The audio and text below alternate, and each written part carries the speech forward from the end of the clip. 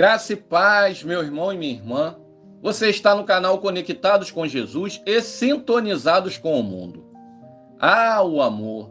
Que sensação gostosa e prazerosa é o amor. Amar e ser amado. É uma das melhores sensações que existe nesse mundo. Só Deus mesmo para nos proporcionar essa sensação maravilhosa. Mas esse sentimento pode ficar bem doloroso quando o amor não é correspondido, causando sofrimento, perda de autoestima e insegurança. Você conhece alguém que já insistiu muito em um amor não correspondido? Você se importa ou já se importou com a quantidade de parceiros sexuais que a sua namorada ou o seu namorado já teve? Você casaria com um homem ou com uma mulher que já foi uma prostituta no passado? No vídeo de hoje, vamos falar de um profeta que recebeu a ordem de Deus para se casar com uma mulher prostituta. Aqui neste canal, buscamos impactar positivamente a vida das pessoas através da palavra do Senhor e do conhecimento que ela traz. Então, convido a você a fazer parte do nosso canal. Inscreva-se e ative o sininho de notificação para que o YouTube te avise toda vez que publicarmos um vídeo novo, ok?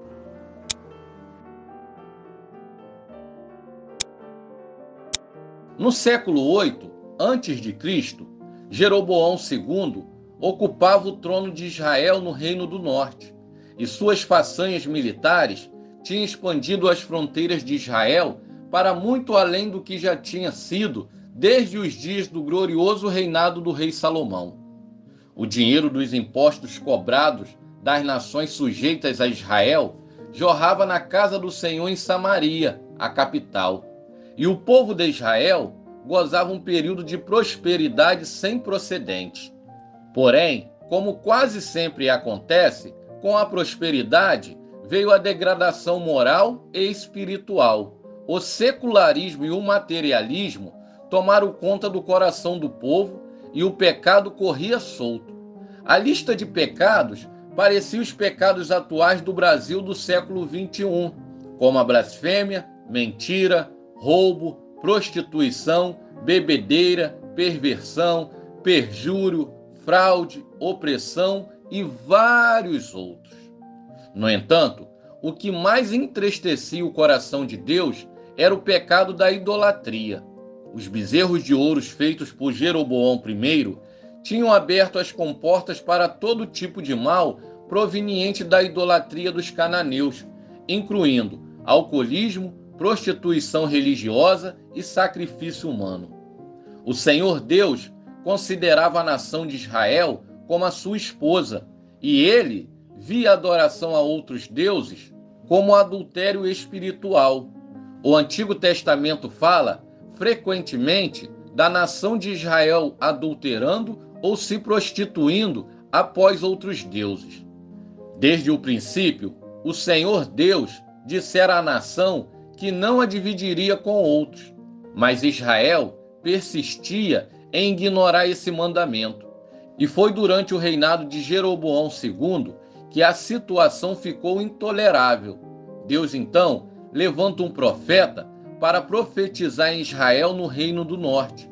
A história desse profeta é muito conhecida, principalmente pelo seu casamento baseado em um amor incondicional com uma mulher adúltera. Esse profeta se chamava Oséias e era filho de Beri. Acredita-se que o profeta Oséias era natural do Reino do Norte, pois na época em que ele viveu, o Reino de Israel já havia sido dividido em duas partes, o Reino do Sul, Judá, e o Reino do Norte, Israel. Jerusalém era a capital do Reino do Sul, enquanto Samaria era a capital do Reino do Norte. Oséias era um jovem profeta. A Bíblia narra que ele era solteiro, portanto, a mulher da sua vida ainda o esperava. Segundo a tradição daquela época, um profeta tinha que casar-se com uma mulher virgem e de boa família. Porém, olha o que Deus fez. Ele mandou Oséias ir ao pior lugar da cidade, e lá Oséias tinha que tomar uma prostituta para morar na sua casa e ser a sua esposa.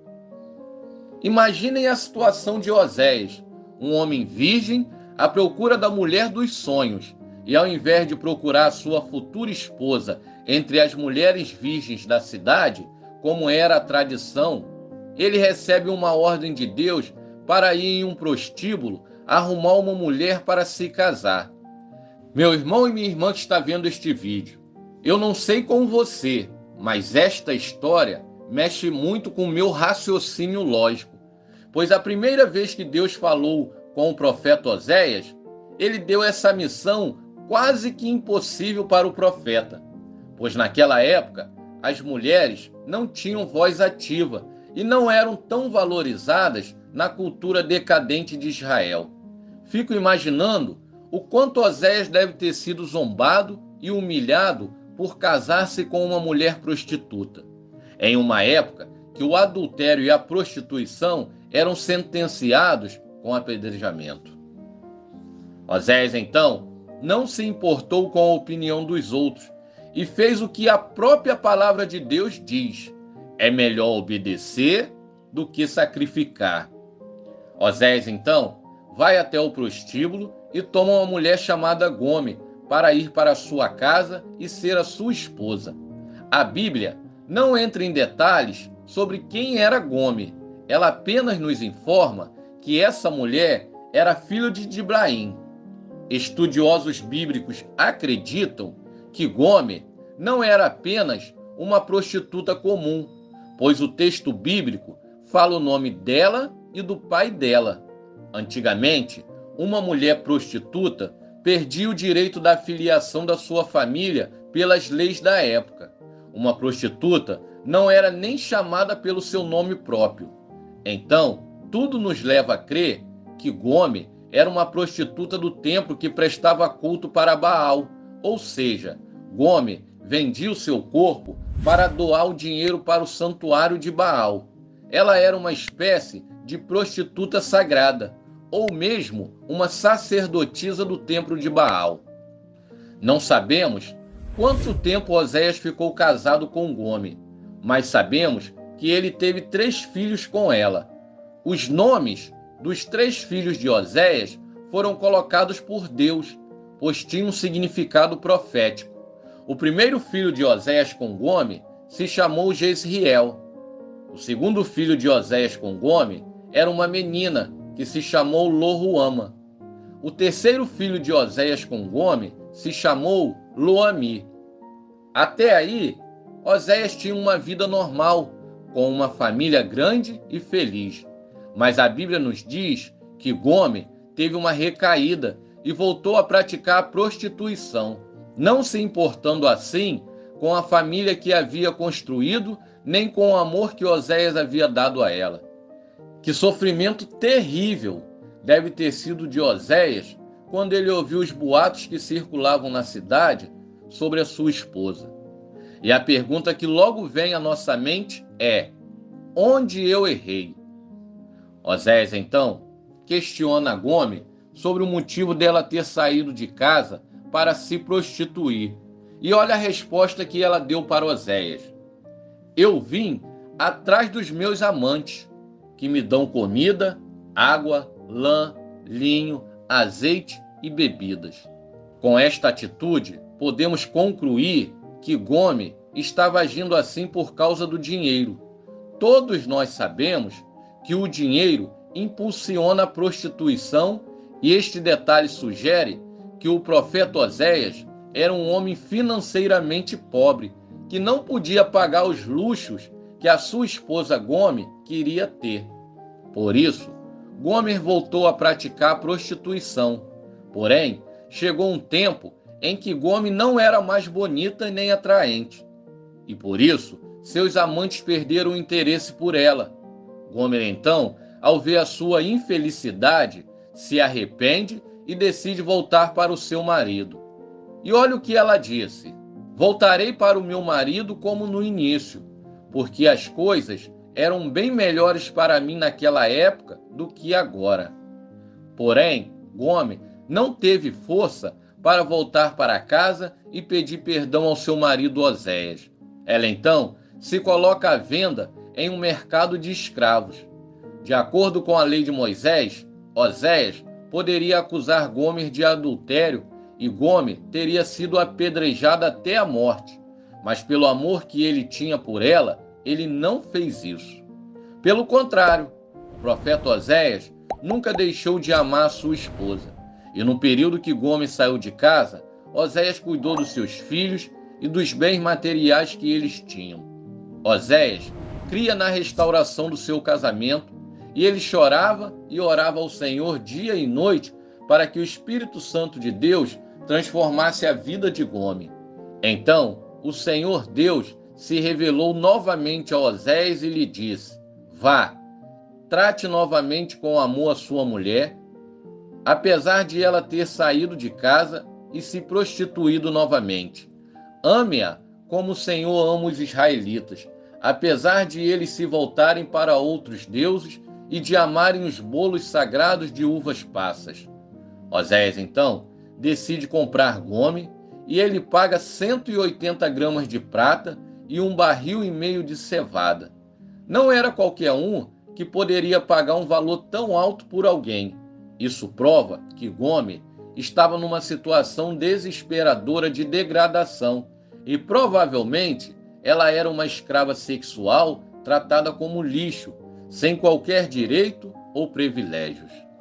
Mas para conceder um perdão tão caro, é óbvio que o profeta Oséias amava muito a sua esposa, e mesmo que ele tenha sido ordenado por Deus, o seu perdão foi uma profunda demonstração de amor e um enorme ato de grandeza. Ao ser comprada, Gomer não poderia se unir rapidamente à sua família, que ela mesma abandonara. Primeiro, ela teria que passar por um período de provação e disciplina que duraria alguns dias, e que para Gomer seria um processo longo e doloroso de purificação de acordo com a lei de Moisés. A atitude de Oséias em comprar a sua esposa nos faz entender que Gomer se vendeu a um grupo de pessoas que eram responsáveis pelos bordéis daquele lugar. Por esta razão, o profeta Oséias teve que ir comprar a sua liberdade para trazê-la de volta para sua casa. Esta cena nos lembra sobre o amor de Jesus Cristo para com a humanidade.